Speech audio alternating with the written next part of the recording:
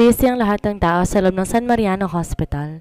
May mga ilang nurse na nagtutulak ng stretcher habang nakahiga ang pasyente, duguan at panay ang daing dahil sa sakit na nararanasan nito.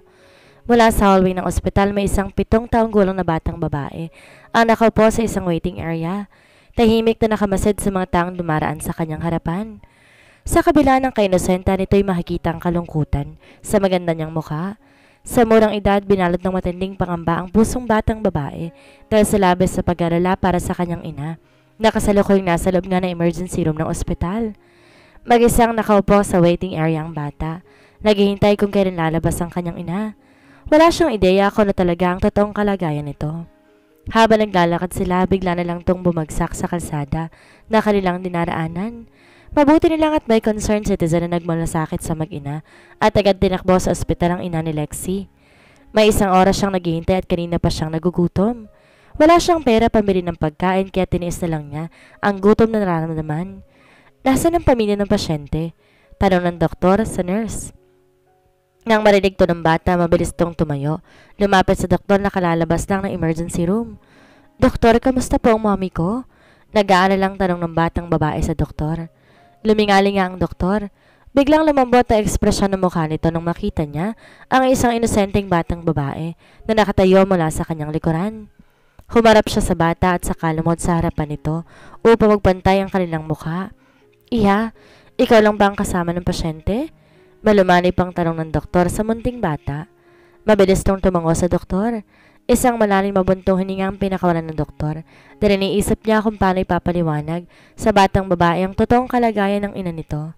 Nasaan ang daddy mo? Muling tanong nito sa bata.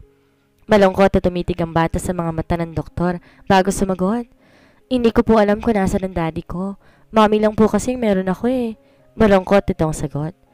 Nakadama ng awa ang doktor sa bata at sinikap na ipaunawa sa kanya ang kasalukuyang sitwasyon ng ina nito. Anong pangalan mo, iha? Malumanay na tanong ng doktor. Lexie Zimmerman po. Nakangiti nitong sagot. Napangiti ang doktor dahil sa labis na pagkagiliw sa batang si Lexie. Listen, Lexie. Kailangan mo operahan ng mommy mo sa lalong madaling panahon. Kung hindi, may posibilidad na mamatay ang mommy mo. Pahayag ng doktor sa malungkot na tinig. Natigilan ng batang si Lexie sa kanyang narinig hanggang tuloy na siyang umiyak at humawak sa damit ng butihing manggagamot. Tulungan niyo po ang mommy ko, doktor. Nakikiusap po ako. Iligtas mo po ang mommy ko. Pag sumamo nito sa doktor. Iha, wala ka na bang ibang kapamilya na maaaring kumakausap? Muling tanong ng doktor. Malungkot na umiling ang batang si Lexie. Isang malalim mabuntong hininga ang pinakawalan ng doktor na tila problemado para sa munting bata sa kanyang harapan. Lexie, makinig ka. Kailangan ng malaking halaga para maopera ng mommy mo. Wala kasi akong kakayahan na tulungan ka para sa operasyon ng mommy mo eh. Malungkot na paliwanag ito sa bata na sinisikap ipaunawang lahat. Gagawa po ako ng paraan. Kapag po ba may pera na ako, pwede nang operahan ng mommy ko? Inosenteng tanong ng batang si Lexie. Napangiti ang doktor dahil sa nakikita niyang katatagan ng bata. Yes, iha. Gagawin ko lahat na makakaya ko para iligtas ang mommy mo. Nakangiting sagot ito sa bata. Dahil sa sinabi ng doktor, isang matamis na ngiti ang sumilay sa malit na bibig ng batang babae. Isang ngiting tila puno ng pag-asa sa isang napaka-imposibleng sitwasyon. Mabilis umalis si Zaharia sa harap ng doktor para puntahan ang kanyang mommy. Nakaramdam ng awa ang doktor para sa munting anghel na nasa kanyang harapan. Ngunit kaakibat ito isang matinding paghanga dahil sa katatagan ng batang si Lexie. Naluluhang lumapit si Lexie sa ina na nakaratay sa hospital bed. Maingat na dinampot ang kanang kamay ng ina at tinala sa kanyang pisngi. Nagising si Liza nang maramdaman niyang malit na kamay ng anak na humawak sa kanyang palad. Napangiti ang ginang na makitang magandang mukha ng pinakamamahal niyang anak. Lexie? Aniya sa mahinang tinig. Halata ang sakit sa naranasan nito. Bumuka ang kanang kamay nito kaya't nabaling atensyon ni Lexie sa palad ng ina. Namangha ang mata nang tumambad sa paningin niya ang isang kwintas na merong 2 singsing na halos magkaparehong disenyo ng ginawang pendant. Itago mong singsing na to para makilala ka ng iyong ama. Hinihingal itong wika. Kinuha ng batang si Lexie ang kwintas mula sa palad ng ina at isinuot sa kanyang leeg. Don't worry, mommy. Gagawa ko ng paraan para maoperahan ka. Hintay mo lang ako dito, ha? Aniya sa malambing na tinig. Bago ngumiti ng matamis sa ina. Napangiti si Liza dahil sa nakangiting mukha ng anak. Tila puno ng kumpiyansa na kaya talaga nitong solusyonan ang mabigat nilang suliranin. Alam kasi niyang walang magagawa ang isang batang pastit sa malaking problemang kanilang kinakaharap. Labis na babahala si Liza kung paanong anak kapag oras na siya'y pumanaw. Dahil sa isipin nga'y tuluyang pumatak ang luha sa gilid ng kanyang mata. May sasabihin pa sana ang ina nito, ngunit mabilis sumalik ang anak sa pisngi ng ina bago nagmamadaling lumabas ng kwarto. Walang nagawa si Liza kundi pagmasdan ng papalayong anak. Nais itong tawagin ngunit wala nang lakas ang kanyang boses. Mariin niyang pinikit ang mga mata nang muling maramdaman ang kirot sa kanyang dibdib. Barado ang puso niya, kailangan maoperahan siya sa lalong madaling panahon. Ngunit dahil wala siyang sapat na pera, binaliwala niya ang naranasang sakit. Ngayon namamaga ang kanyang puso at aware siya na 50-50 na ang pag-asa na makaligtas pa siya. Cedric Hilton's POV. Nabalang pagtulog ko na may humila sa manggas ng white long sleeve polo ko. Sa pagmulat ng aking mata tumambad sa paningin ko, isang munting bata na sa tingin ko'y nasa edad 6 na taon pataas. Seryosong maamong mukha ng bata sa aking harapan habang diretsong nakatitig sa akin ang luntian nitong mga mata. Mayroong mahaba't malanantik na pilik mata. Namumula ang dalawang gatambok nitong pisngi. Ang mukha nitong banyaga dahil sa malagatas itong balat. Pakiramdam ko para ako na hipnotismo sa berde nitong mga mata, kaya hindi na maalis pa ang titig ko sa magandang mukha nito. Nagkatinan ng dalawang bodyguard ko, nakatayo sa magkabilang gilid na may isang dipang layo mula sa akin. Yes?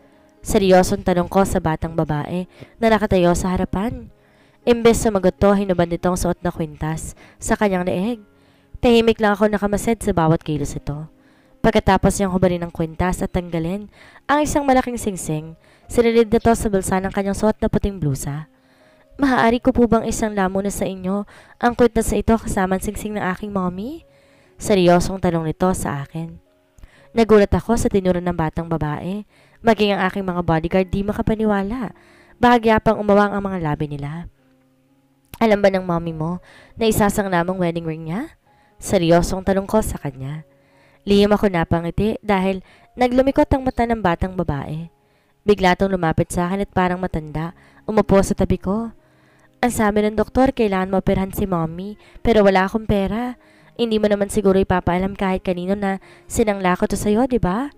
Aniya habang nakatitig. Sa higang mga mata, nito na patuloy sa pagsasalita. Muling lumingon sa akin ang inosente nitong mga mata. Hindi ko maunawaan kung bakit kakaiba ang nararamdaman ko para sa munting batang ito. Na halos ayaw ko lang alisin ang aking mga mata sa magandang mukha niya. Parang may kung anong damdamin ang namamagitan sa aming dalawa. Hinaplos ng awang puso ko para sa bata. Napakabata pa kasi nito para harapin ang isang malaking problema. Magkano po ba isasanglayan? Seryoso kong tanong nang marinig ito ng batang babae. Biglang nagdingning ang kanyang mga mata. Tila nagkaroon ng pag-asa. Hindi ko po alam eh. Nakalimutan ko kasing itanong sa doktor kung magkano kailangan na pera para sa operasyon ni mommy. Inosenteng sagot nito na parang problemado at bahagya pang ng haba ang maliit at cute nitong mga labi. Paano kung kukunin ko yan? Paano mo tumatutubo sa akin? Hindi ako tumatanggap ng pera. Aniya habang matabang nakatitig sa maliit itong mukha na parang manika. Biglang tumitig sa akin ang berde niyang mga mata. At sa pagkakataong yon, parang kami lang ang tao sa paligid. Nanahimik ang bata, waring naguluhan sa aking tanong. Kukunin ko yan at sasagutin ko ang operasyon ng mommy mo, pero sa isang kondisyon. Magiging akin ka at pagtungtong mo sa tamang edad, magpapakasal ka sa akin. Kung hindi ka tutupad, hindi ko ibabalik sa iyong kwintas at ang singsing ng mommy mo. Seryoso kong wika, habang nanatiling magkahinang ang aming mga mata. Seryoso po kayo? Kapag ako niloko mo, nakikita mo tong kamay ko? Aniya bago tinaas ang malit na kanang kamay, saka kiniyom na mahigpit. Paglaki ko, susuntukin ka nito. Seryoso nitong wika. Di ko mapigil ang sariling matawa ng malakas dahil sa nakakatawang ekspresyon sa mukha nito. Biglang umiti ang batang babae, parang matandang nilahad ang kanang palad sa aking harapan. Napangiti ako tinanggap ang munting palad ng batang babae. Anong pangalan mo? Tanong kong di nawawala ang ngiti sa labi. Lexi Zimmerman po, Lex for short. Bibo nitong sagot na ang mukha'y kakikitaan mo ng pag-asa at kasiyahan dahil sa wakas maoperahan na rin ang kanyang ina. Cedric Hilton, your future husband. Nakangiti kong pakilala sa aking sarili, habang sa aking isipan isang pangako na balang araw, magiging akin si Lexie. Dahil mula sa araw na to, pag-aari ko na siya. Kapwa nakatitig sa isa't isa ang dalawa, habang nakapaskil ang matamis ng ngiti sa mga labi. Ang dalawang bodyguard ng binata, tayong saksi sa kasunduan ng dalawa. Maging mga to hindi makapaniwala na ang kanilang boss nakipagkasundo sa isang batang paslit. Cedric's POV. Napalingon ako sa batang si Lexie. Nakaupo sa aking tabi. Nakaupo ito sa sandalan ng bangko habang nakayukyuk ang ulo. Pilit nilalabanan ng antok at matyagang naghihintay kung kailan matatapos ang operasyon ng ina nito. 10:30 na ng gabi ngayon. Nagsimula ang operasyon kaninang 9 o'clock. Ang sabi ng doktor, aabutin daw ang operasyon ng 4 na oras. Kaya ngayon nandito kaming dalawa sa labas ng operating room. Naghihintay kung kailan ito matatapos. May kung anong humaplos sa puso ko habang nakamasid sa makulit na batang to hanggang sa kusang kumilos ang aking mga kamay. Inangat ko to mula sa kanyang kinaupuan, nilipat sa aking kandungan. Nagangat to ng mukha at nagtatanong, ang namumungay ng mga matang tabingin sa akin. Matulog ka muna, gigising kita kapag tapos ng operasyon. Malambing kong wika. Di na to sumagot at kusa niyang sinubsob ang mukha sa aking dibdib bago yumakap sa katawan ko. Tinaas kong dalawang paa niya at pinatong sa sunod na bangko. Hinabad ko rin ang suot kong jacket gamit ang isang kamay, habang isang kamay ko'y nakayakap sa malit na katawan ng batang si Lexie. Pagkatapos subarin, kinumutan ko to upang hindi lamigin. Saka ko to niyakap na mahigpit. Pinagmasdan kong mabuti ang magandang mukha nito. Di ko napigilan ang aking sarili na aplosin ang namumula nitong pisngi. Wala sa loob, napangiti ako. Na mga sandaling ito'y nakaramdam ako ng kasiyahan na may halong kilig. Bakit ba napakaganang loob ko sa batang ito? Kakaiba ang epekto ng pagkakalapat ng aming katawan. May kung anong damdamin na namamagitan sa aming dalawa na kay hirap ipaliwanag. Kilala ko ng lahat bilang isang suplado at kay hirap pakisamahan, kaya walang may lakas ng loob na makipag-usap sa akin. Sa mundong ginagalawan ko, ako ang hari. Ako ang nasusunod dahil ako ang nag-iisang tagapagmana ng pamilya Hilton. Ang pamilyang pinakamayaman sa among bansa. Sa edad na 20, may mabigat na responsibilidad ang nakaatang sa balikat. Bata pa lang, hinasa na ako sa pagpapatakbo ng aming mga negosyo. Kaya umiikot ang mundo ko sa computer at mga dokumentong kaharap ko araw-araw. Ang unang pagkakataon na may nakipag-usap sa akin ng kaswal habang direktang nakatingin sa aking mga mata, masasabi kong matapang ang batang to. Dahil nagawa niya makipag-deal sa akin at di man lang ito natakot sa matapang na aura ng aking mukha. Palibhasa, inosente, kaya hindi nalalaman ang kahahantungan ng pakikipagkasundo nito sa akin. Inawakan ko ang brown at kulot niyang buhok na umabot hanggang bewang nito. Hihintayin kong pagsibol mo sa kita pipitasin. Sa ngayon, poprotektahan kita laban sa malupit na mundong to. Aniya sa isipan habang marang inahaplos nang hinlalaki ang kulay rosas itong labi. Dinampian ko na isang banayad na halikang noon ito. Napangiti ako na makitang mahimbing to natutulog sa aking mga bisig. Makalipas sa ilang oras, biglang bumukas ang pintuan ng operating room. Nagulat ang doktor at mga nurse na makita nila si Lexie natutulog sa kanilang kandungan habang nakasandig to sa aking dibdib. Kita ang labis sa pagkamangha sa kanilang mukha. Nang matauhan ng mga ito, mabilis silang yumukod.